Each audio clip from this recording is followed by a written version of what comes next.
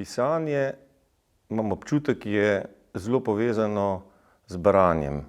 In najbolj temeljito branje je prevajanje. In pisanje je tudi povezano z opazovanjem, sedenjem, s poslušanjem in z opazovanjem. To so tiste stvari, ki se potem naselijo v avtorju, v avtorici in od tukaj črpa pravzaprav za svoje delo.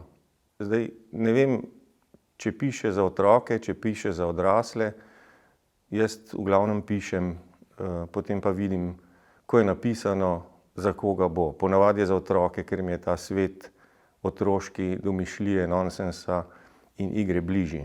Zelo simpatičen pa podoben je tudi svet Damjana Stepančiča.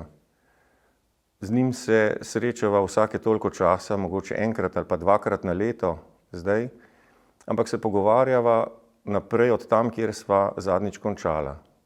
Tako da ni naključje pravzaprav, da so založniki ugotovili, da sta ta dva svetova nekako kompatibilna, pa naju vedno znova potem slej ko prej spet potisnejo skupaj, da Damjan Stepančič ilustrira potem moj rock'n'roll za otroke.